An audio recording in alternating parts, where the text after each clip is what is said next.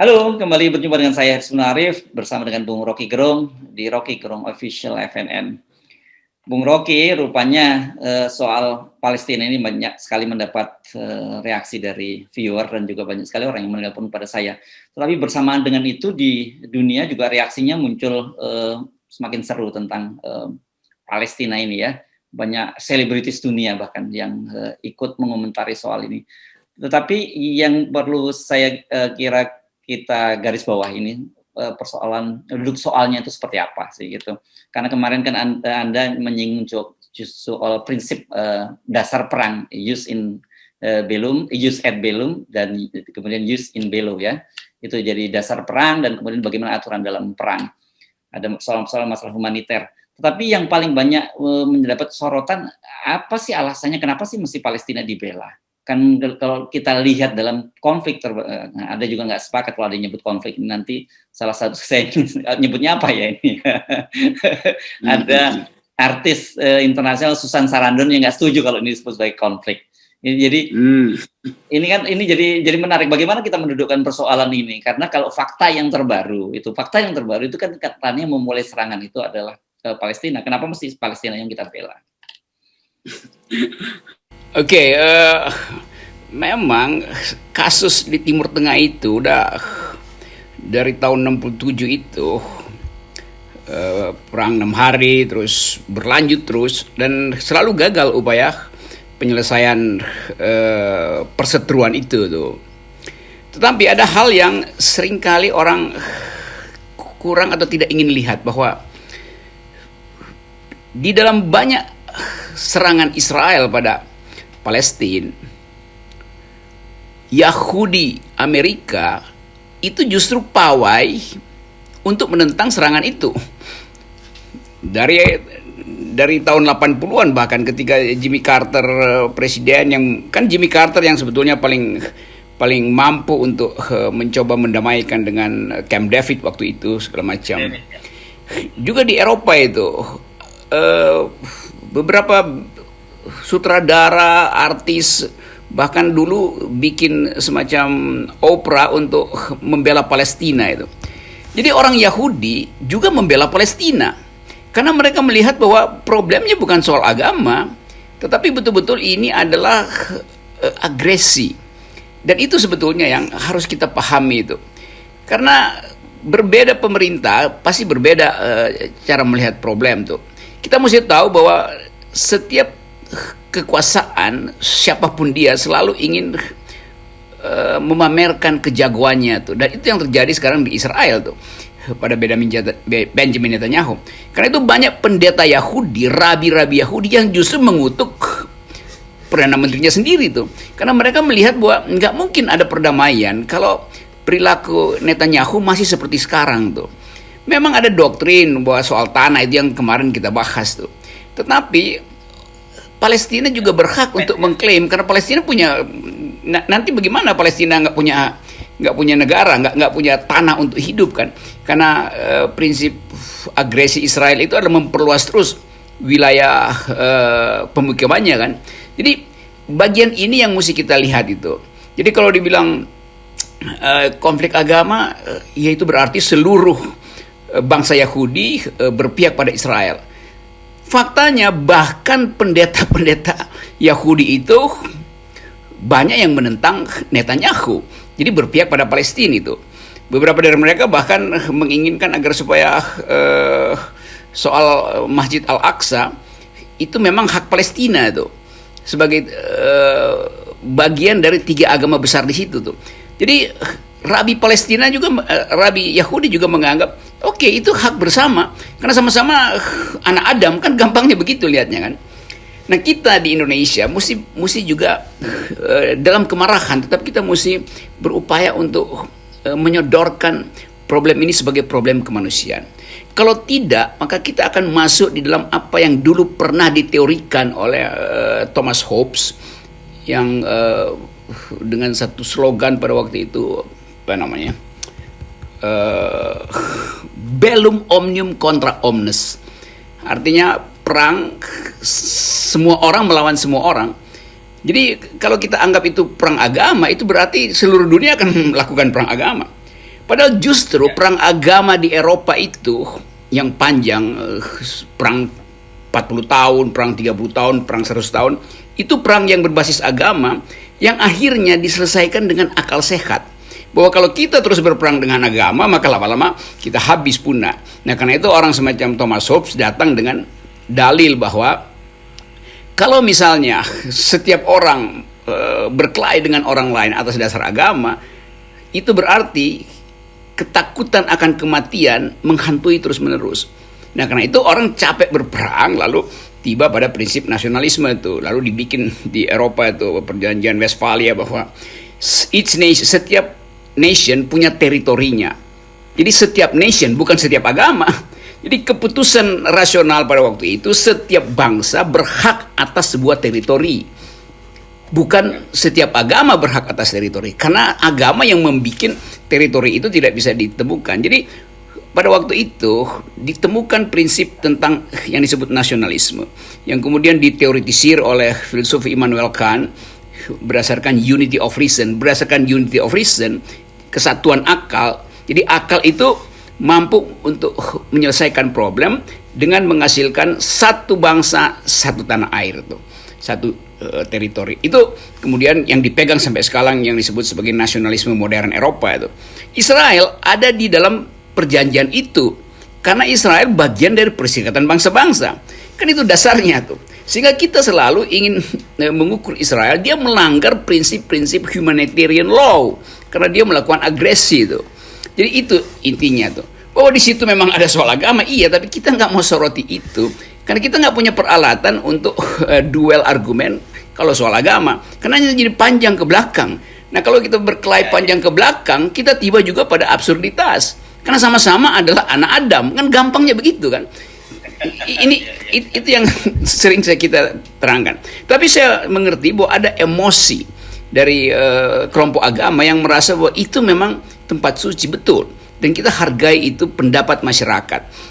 Nah, yang saya ingin ajukan adalah official statement di dalam penyelesaian itu.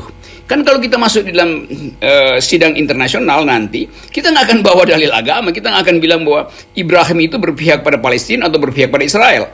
Nabi Musa itu adalah menyeberang dari Mesir ke Palestina atau menyeberang ke Kanaan segala macam. Itu nggak mungkin jadi dalil di dalam pengadilan internasional. Satu-satunya dalil adalah tadi ius in bello-nya disepakati, ius ad bellum-nya justified apa tidak kan. Jadi kita mesti pisahkan itu, bahwa penyelesaian rasional membutuhkan dalil hukum tadi itu. Hak untuk menyerang duluan itu harus dibuktikan justified. Jadi kalau Israel menyerang duluan, dia mesti bilang, oke, saya punya hak untuk menyerang duluan karena saya terancam gitu. Sekarang orang hitung yang terancam siapa? Bertahun-tahun yang terancam pada Palestina. Nah, karena itu ius ad bellum-nya berlaku pada Palestina itu. Jadi bukan soal siapa yang menyerang duluan, tapi hak menyerang itu justified apa tidak itu. Ya. Setelah itu, oke. Ya, silakan lanjut. Nah, setelah justified, misalnya saya mau mempertahankan diri dari agresi, karena itu ancamannya udah di depan mata saya, maka saya lakukan serangan duluan. Dia justified gitu. Tapi kalau sekedar untuk menakut-nakuti, kemudian berupaya untuk memprovokasi agar supaya dapat keuntungan untuk memulai perang, itu unjustified. Maka hukum internasional akan mengatakan, Anda memulai perang dengan cara yang tidak jujur, maka Anda dipersalahkan. Bukan karena agama Anda kami persalahkan, tapi karena Anda memulai sesuatu yang tidak jujur. Nah, seandainya perang itu jujur, jadi prinsip ius ad bellum, just war-nya sudah dipenuhi, oke, silakan berperang. Tetapi kita masuk dalam hukum lain, yaitu ius in bello, hukum dalam peperangan. Yang berlaku di situ adalah perang itu artinya militer versus militer, nggak boleh sipil versus sipil. Jadi kombatan versus kombatan. Jadi kita bilang milisi Muslim dengan milisi Israel, nggak begitu hukum internasional. Itu tentara Israel melawan tentara Palestina atau Hamas yang di Gaza sekarang. Jadi hukum internasional tidak memasukkan variabel agama, bahwa faktanya adalah beragama Muslim, beragama Yahudi, itu soal sekunder. Kenapa? Karena tentara Israel banyak juga yang beragama Islam. Demikian juga tentara Palestina banyak yang beragama Yahudi atau Kristen. Jadi hukum internasional hanya mau menerangkan itu. Just war dimulai, kalau sudah dimulai, oke, silakan perang, tapi ada prinsipnya, yaitu perang itu tidak boleh antar warga sipil gitu. Dan perang tidak boleh menghancurkan fasilitas sipil. Kalau rumah sakit dibom itu berarti nggak ada lagi orang yang mau rawat tentara musuh bahkan yang kena tembakan. Bahkan ada prinsip kalau tentara musuh itu udah terkena tembakan, dia nggak boleh dibunuh, dia justru mesti dirawat. Karena ini bukan soal menghabisi, ini soal memenangkan peperangan, bukan menghancurkan peradaban. Nah, masalah ini memang masih sulit untuk dibicarakan di dalam masyarakat Indonesia, bahkan masyarakat dunia, karena kita kurang memahami atau kurang bisa memisahkan antara kajian rasional tentang perang dan efeknya dalam penyelesaian masalah nanti di pengadilan atau dalam negosiasi dengan emosi kita yang terbawa oleh rasa marah kultural kita tuh. Dua-duanya sah. Saya pahami bahwa masyarakat Indonesia tentu berpihak pada Palestina. Bukan karena agamanya, atau karena agamanya juga boleh, nggak ada soal. Karena itu adalah emosi rakyat. Tapi bagi saya, karena perintah konstitusi bahwa Indonesia harus membela mereka yang terjajah. Karena penjajahan itu melanggar prinsip just war tadi, ius ad bellum. Nah, Israel melanggar prinsip itu karena dia mengagresi bertahun-tahun dan ingin menyingkirkan Palestina dengan cara memperluas wilayah. Jadi intinya memperluas wilayah. Al-Aqsa itu adalah insiden yang memungkinkan Israel untuk mengklaim lagi bahwa kami terancam maka kami perluas wilayah lagi. Tapi begitu dia klaim kami terancam, dia lakukan perluasan wilayah lagi. Di situ agresi Israel terhadap Palestina. Jadi kejelasan itu sebetulnya yang ingin FNN terangkan pada publik supaya kita betul-betul ingin agar supaya perdamaian itu dihasilkan. Karena kita nggak ingin agar bahwa itu diselesaikan dengan hancur-menghancur sehingga masuk dalam logika Thomas Hobbes tadi, bellum omnium contra omnes, yang akibatnya adalah menang jadi abu, kalah jadi arang. Kan itu, bukan itu. Nah, Indonesia terikat pada semangat untuk memperluas wilayah perdamaian. Ya, Kan itu. Oke, jadi saya kira ini mudah-mudahan clear ya. Banyak pertanyaan, saya membaca komen-komen dari para viewer kita karena saya tahu memang ada dasar-dasar teologis. Sejak awal kita menyadari itu ya, Bung Rocky, ada soal. Iya, kita tahu itu ada. Promised Land di Al-Quran pun juga ada soal itu. Tapi kita tidak mau masuk wilayah itu, dan yang paling penting kita tidak kemudian mengekspor persoalan itu ke dalam negeri kan menjadi konflik yang baru di antara kita semua. Itu kan sejak awal positioning kita itu. Ya. Ya. Itu yang implisit ingin kita kemukakan sebetulnya. Karena kita meraba ada ketegangan besar itu. Dan ketegangan itu yang sebut aja clash of civilization itu sangat mungkin dia tersulut lalu merembet ke soal-soal ras, ethnicity, ekonomi yang memang lagi rawan di kita. Jadi kita sebetulnya mendahului pemerintah, karena pemerintah diam aja, pemerintah nggak bisa kasih keterangan tentang apa yang terjadi dan berupaya untuk memberi pengertian pada rakyat Indonesia itu. Jadi sebetulnya pemerintah juga ya dungu dalam soal exposure publik terhadap Palestina. Kan yang ngomong tuh justru pengamat segala macam gitu kan, yang harusnya disponsori oleh pengetahuan pemerintah. Tapi karena pemerintah nggak punya pengetahuan dan rendah diri untuk mengucapkan pikirannya terhadap Palestina, itu yang menyebabkan orang akhirnya masuk di dalam soal-soal yang non hukum internasional, yang kultural, yang sejarah, yang teologi itu. Tapi sekali lagi itu sah karena orang pasti marah lihat kelakuan Israel tuh, apalagi umat Muslim itu. Saya pahami itu. Nah, dalam pemahaman itu kita sebagai orang yang ingin memajukan perdamaian mau melihat versi kekerasan itu dari prinsip-prinsip hukum internasional. Saya kira itu official statement saya dan FNN. Ya, oke, Bung Rocky. Jadi kita maju sedikit tadi kan Anda sudah menyinggung juga soal justified, jadi reason to war-nya ya. Anda sudah menyebutkan, dan kalau ada juga yang mempersoalkan loh. Yang pertama kali menyerang adalah Palestina. Ini harus didudukkan pada persoalan sebenarnya. Ini kan dimulainya dari adanya ekspansi dari pemukiman Yahudi di Sheikh Jarrah itu kan. Dan di situ Sheikh Jarrah. Sheikh Jarrah itu ada pemukiman yang memang digusur, yang sempat saya tadi ceritakan kemarin saya ceritakan pada Anda bagaimana ketika ada dialog antara seorang warga Palestina dengan warga Yahudi ketika dipersoalkan mengapa mesti mau diambil tanahnya, dia bilang kalau toh bukan saya yang mengambil, nanti akan ada orang lain, artinya orang Yahudi lain yang mengambil. Kan ini absurd sekali alasan itu. Itulah itu yang saya kira mesti dipahami oleh publik di Indonesia. Gitu. Masih ada juga yang membela Israel di penonton kita, tapi saya kira mungkin karena ketidaktahuan, bukan karena semangat kemudian konflik antar agama. Ya saya kira baik juga kita ambil pelajaran dari cara kita mengucapkan opini kita itu.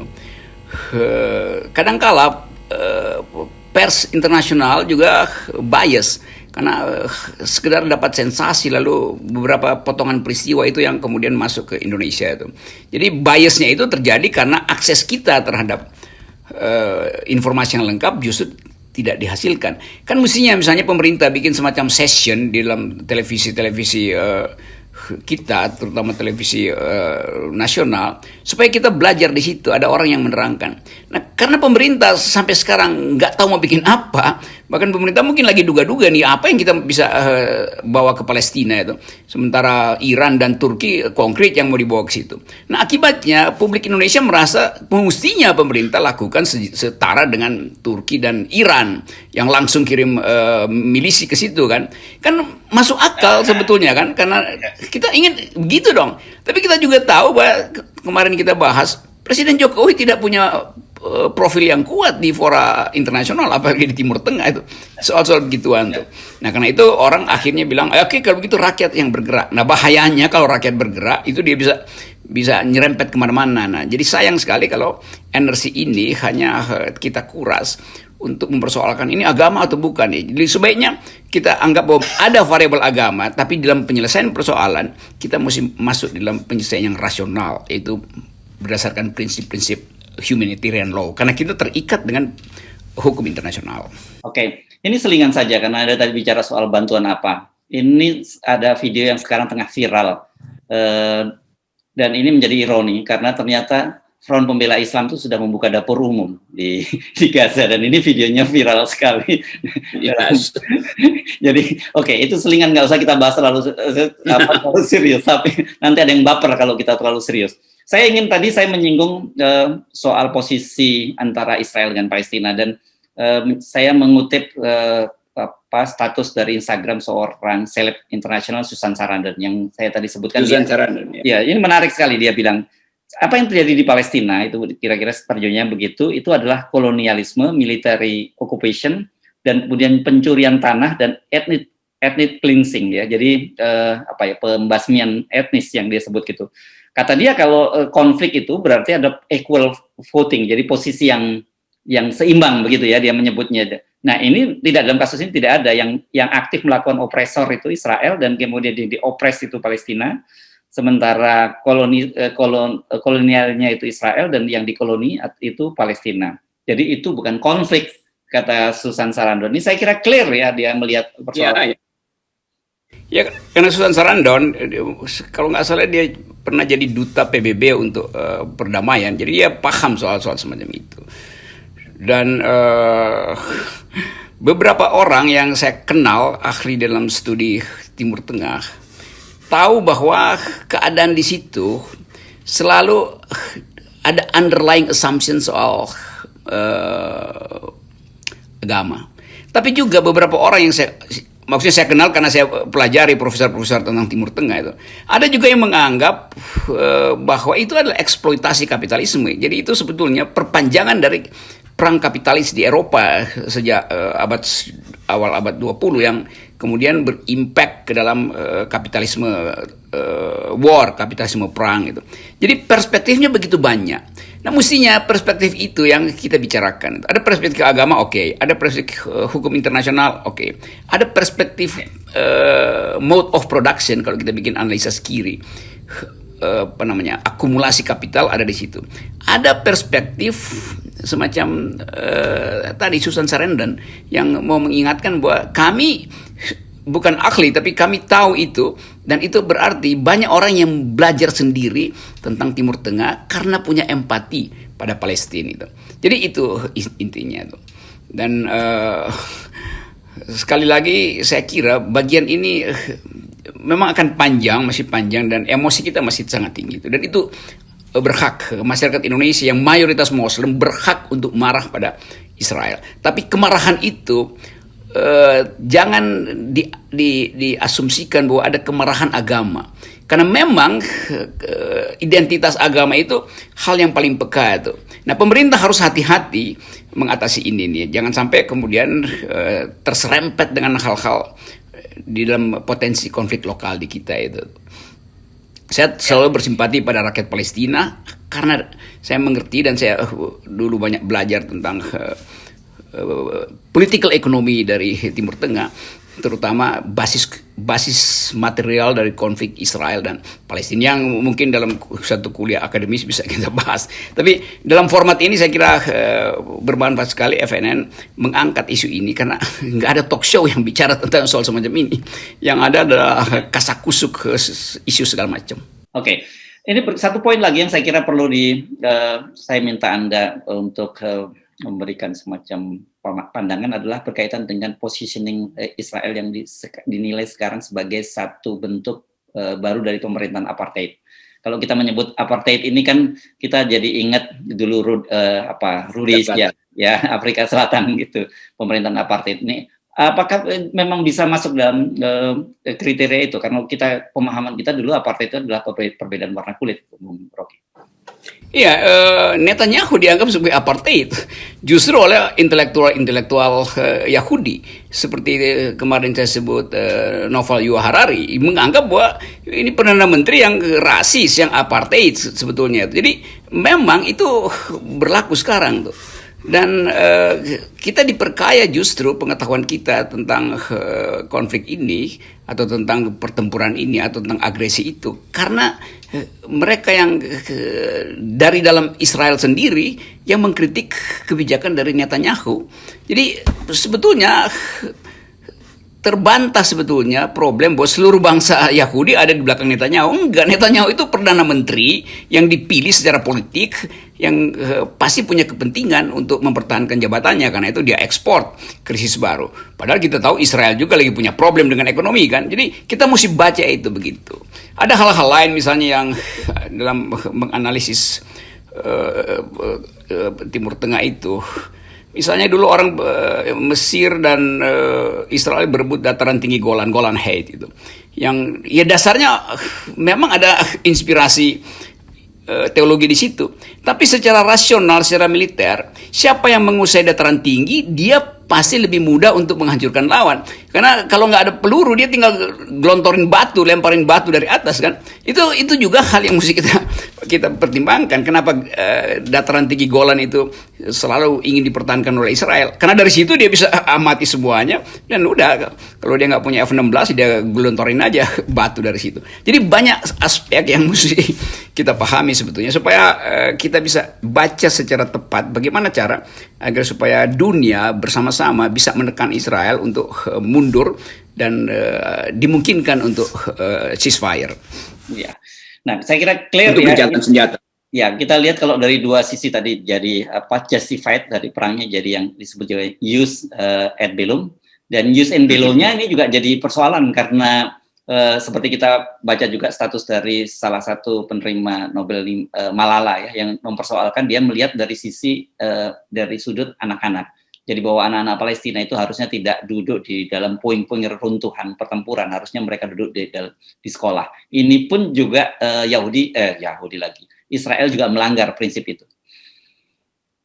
Ya, Malala dulu dapat dapat Nobel perdamaian justru karena dia mengucapkan sesuatu yang justru dianggap berbahaya bagi pikiran-pikiran agama yang fundamentalis kan.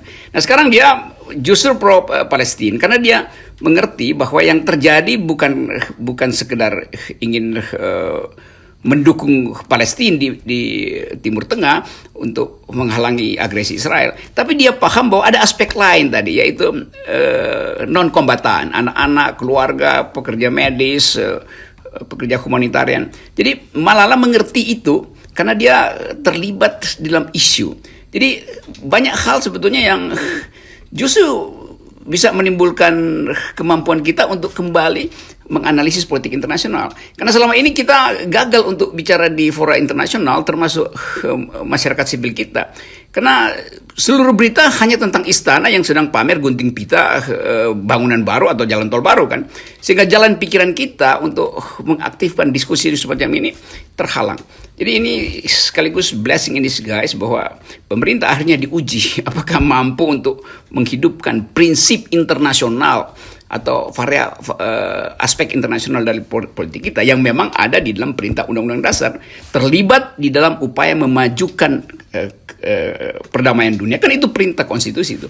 Nah, Presiden Jokowi gagal atau gugup atau gagap menghadapi problem internasional ini. Ya, baik Bung Rocky, saya kira cukup clear bagi para viewer kita yang banyak mempertanyakan beberapa diskusi poin-poin diskusi kita kemarin. Tapi kalau toh Anda nggak puas juga dan masih terus ingin melanjutkan diskusinya, masih kita tampung terus gitu ya, Bung Rocky. Mudah-mudahan. Dan ini buat para viewer kita yang open mind. Tapi buat para buzzer, para hater yang juga ikut memantau perbincangan kita, mudah-mudahan Anda juga bisa punya perspektif yang berbeda dari cara pandang Anda melihat persoalan konflik di Palestina ini. Ya itu ada beberapa orang WA saya itu dicaci maki tuh Rocky Gerung dan Hersu. Itu kan pengamat politik udah abal-abal, sekarang mau ngamat internasional lagi. Udah emangnya filsuf ngapain ngomongin internasional. Jadi yang begituan ya kita seperti biasa kita buang sampah pada tempatnya tuh. Oke, sekali lagi Anda mau melihat konflik Palestina ini dari berbagai dimensi, mau lihat dari sisi agama juga silahkan, tapi tidak boleh semata dari sisi agama. Ada persoalan kemanusiaan, ada persoalan hal-hal lain yang bisa disoroti. Jadi sudut pandangnya sangat banyak dan kita mesti bisa memilah-milah. Concern kita bagaimanapun juga selain perdamaian dunia juga jangan sampai kemudian konflik horizontal di dalam negeri semakin diperparah karena terjadi konflik di Israel dan Palestina itu. Oke, salam buat para haters. Kalau followers nggak usah disalam, kita udah saling sama tuh. Oke. Yes. Oke. Hey, thank you. Thank you. Ya. Yeah.